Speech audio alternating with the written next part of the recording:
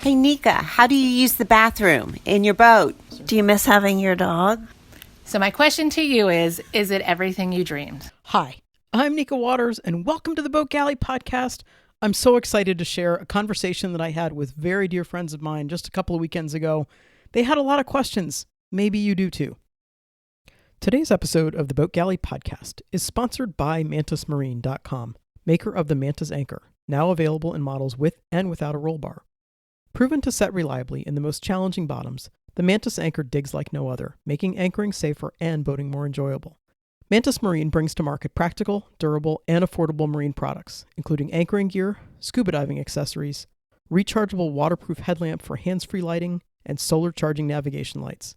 Visit MantisMarine.com and see for yourself. Today's podcast is brought to you by Kelly, Robin, Jill, Michaela, Ray, Carol, Holly. There are, of course, the big questions. Big questions. when I met you 25 years ago, one of the first things you told me was that your dream was to sell everything you have and sail with your husband in retirement. Wow. So my question to you is it everything you dreamed? Good question. Yes, it's everything we dreamed and more. It would have been nice to have a slightly larger boat, I will say. I don't think that I envisioned doing that on the same boat that we had at that point, since we've had Calypso since 92. But yes, it is everything that we dreamed of. Do you feel blessed to have been able to stay with your husband after living in this small space for this long periods of time without seeing other people and sleeping in a bed that is not much bigger than a twin with a 6'4" man? This is definitely a concern of Ray Carol. To be honest, everybody. I think it's funny because I feel grateful and blessed, but because it's my reality, I don't necessarily spend a lot of time thinking about it as I'm grateful for it. We knew we were going to live on a boat and go sailing early on. So before we were even married, we knew that was what our goal was. And we bought the boat in 92 and we left to go cruising in 1994. We got married in 93 and we took our first 3 years on the boat. We lived on the boat and then we took the boat and went sailing for 3 years on the same boat. So we've been used to living in a small space and dancing with and around each other in small spaces has been a part of our existence for a very long time. It's amazing because we all love to encourage those we love in what they love, and watching Jeremy on the water it's clear that that's what he's meant to do and where he's meant to be. And so when I get to support him in that, it's good. how do you deal with the lack of privacy? Privacy on a boat as small as ours is more visual than auditory. If you think about in a house, you have doors that you close, and somebody's going to the bathroom on the other side of the house or upstairs because they don't want you to hear the noises. And on a boat, even larger boats than ours, often you can't get away from the noises, and so you just sort of pretend you don't hear them. So finding a way to have visual privacy, to close it. We have a curtain that goes between the head and the rest of the boat. And so we close the curtain. When we need to do our business, we'll tell the other person. And then generally the other person will go into the cockpit and be as far away as they can. And you just are pretending you don't hear interesting noises. There certainly were lots of questions about the bathroom. Hey, Nika, how do you use the bathroom in your boat? We actually have a toilet. We have a toilet. It's not a composting toilet. We have a toilet it's saltwater flush and it's manual.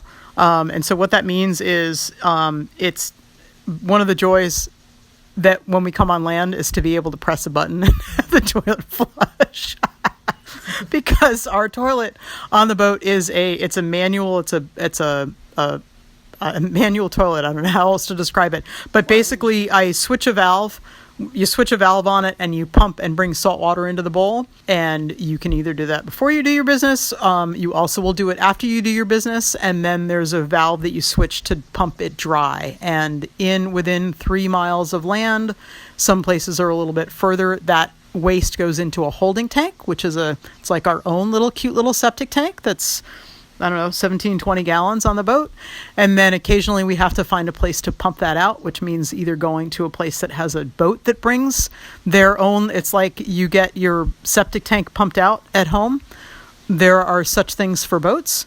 Or you go to a dock that has a pump out station to remove it from that tank. And then offshore, when we're away from land, it just goes right into the ocean. I can imagine there would be gender differences in ability to go to the bathroom just off the side of the boat. Are there other gender differences like in the lifestyle? I'm just going to address the first one. The more apparently this is myth. I don't know if it's true, but it probably is. There have been more instances of drowned people being found guys with their pants down. So they fall off the side.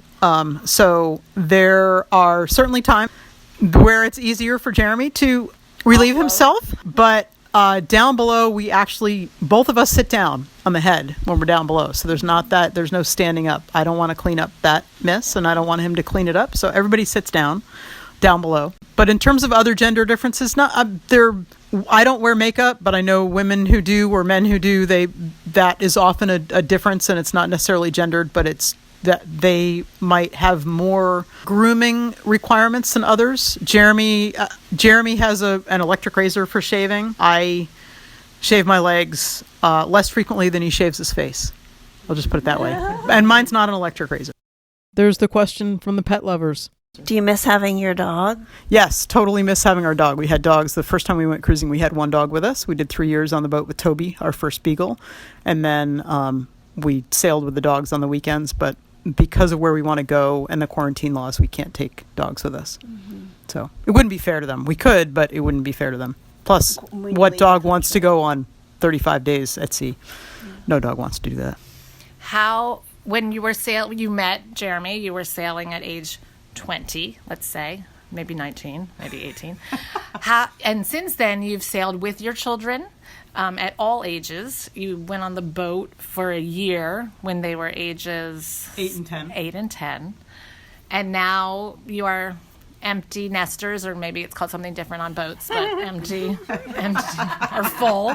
What has changed in 25 years? Oh boy. Boating. Okay. So that's multiple. About boating, okay. Because it's the same boat. It's the same boat. It's the same people. Yes. Different time period. So what has changed about cruising? Obviously, the big one is technology, because when we left the first time, the internet was not a thing. And so when we left, we were getting AT&T calling cards to communicate back home and writing faxes and finding fax machines and doing that. And probably many of you listening may not even understand what those things are.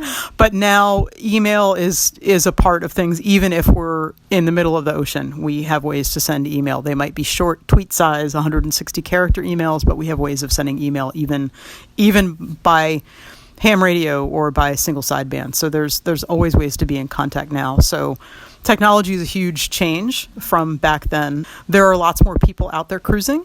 And I think a lot of people now with technology are thinking that and feeling that they can work remotely. And Starlink has made that possible for a lot of people. A lot more people are out on much larger boats. When we went 30 years ago with our 28-footer, we were certainly still one of the smaller boats, but the difference between us and most people was not as great as it is now. I think the average size boat, probably in the places that we've gone so far, is in the mid to upper 40s, and a lot of people are sailing on large catamarans. Catamarans were not a thing back then. There were a couple people that had them, but it wasn't remotely what it is now.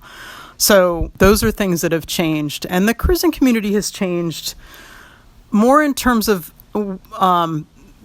back then, if you needed information, you would just go around to the people in the anchorage and you'd knock on their hulls and you'd say hello, and everybody would be sitting up on deck and chit-chatting. And while there is still some of that, there's an awful lot of, in my opinion, very unfortunate reliance on things like Facebook groups for information, but also instead of picking up the VHF radio, which is a small local area line of sight radio, instead of picking up the radio, if you see somebody dragging anchor or if there's a problem, people will go on Facebook and post it in the Facebook group. And the algorithm with Facebook does not mean that it shows people things quickly. And so we've seen unfortunate events happen because people aren't communicating in a timely fashion. So I think that's a loss. It's one of the things that we love about cruising is that there's an equal playing field, even if you're on a bigger boat or a smaller boat, because everybody's had to endure some kind of hardship to get there. You're dealing with weather, you're dealing with winds, you're dealing with the pain and hardship of missing family and friends from back home. And that used to be a very big leveler in the playing field. So some of our good friends from 30 years ago were sailing on a 60-footer. And we would go, when we would join them for dinners, we would have them to our boat and cook for them, and they would take us out to dinner. And that worked for them because they had money to do that, and we did not have money to take them out, but we could cook for them. So I think it would be harder probably now to make those kinds of connections. When I think of the wide, expansive ocean, it's exhilarating and freedom and amazing, and it's also so scary. Do you get scared? There are times when I get scared. It's vast, and the ocean reminds you of how small you are. It's kind of like going hiking in the mountains and you look up and you see and you're like, wait, I'm this very small person and in a very small space. But Robin is now making shark signs at me. My friend Kristen has the mantra that is, I trust my husband, I trust my boat. To me, that's a successful boat relationship, is you have to be able to say that about each other, because at any given time, one person is in charge of the boat. The other person might be sleeping or doing something else. And so I trust my spouse, I trust my boat, I trust my partner, whatever your relationship is.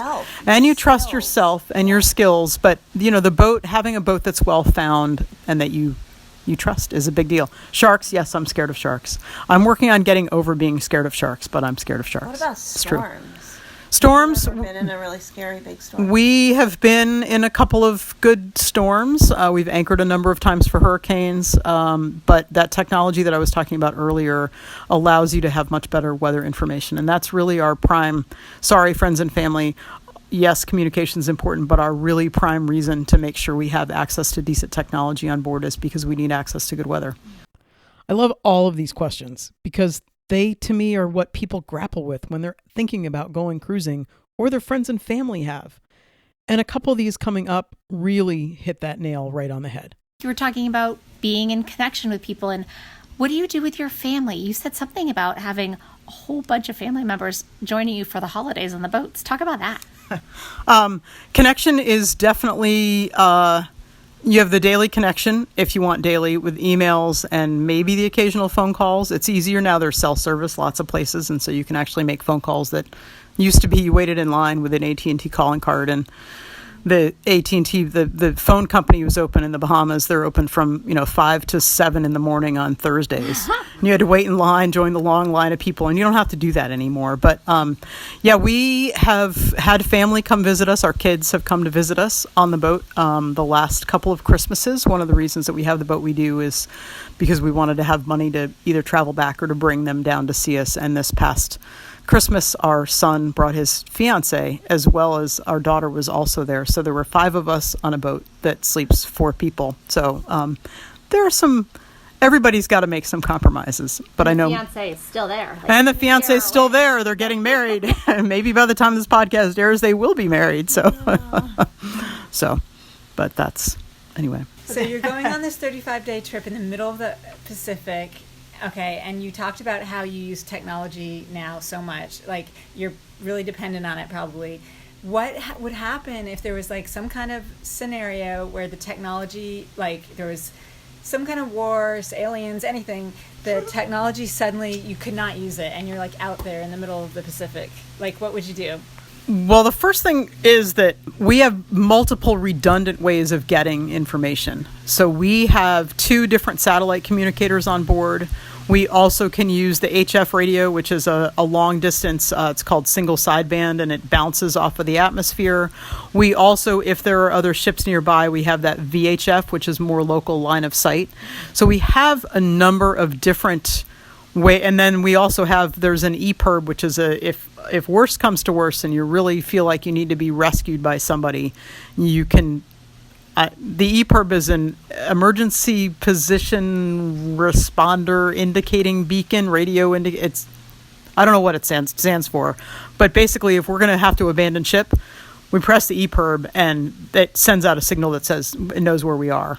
So there are multiple redundancies around how we get weather and how we access that sort of thing. So, and they're different kinds. So the 2 different satellite communicators are with 2 different providers, satellite providers, and our HF radio is not linked to those satellite things at all. So the chances of all 3 of those going down at the same time, I'm not a mathematician, but I bet the odds are pretty out there. And So, really, if there's a it's breakdown like that, you just probably want to go further out into the if ocean. there's, I mean, but also the thing is, we also we have paper charts, so we'll mark down what our position is. We also have 3 or 4 different navigation things, so we'll mark down what our position is. We know what heading we're going, so we know what our direction is, and we'll have some general idea every day. So let's say that all happened and we're in the middle and we've got sort of 1,800 miles to go. Well, we're going to do what's called dead reckoning.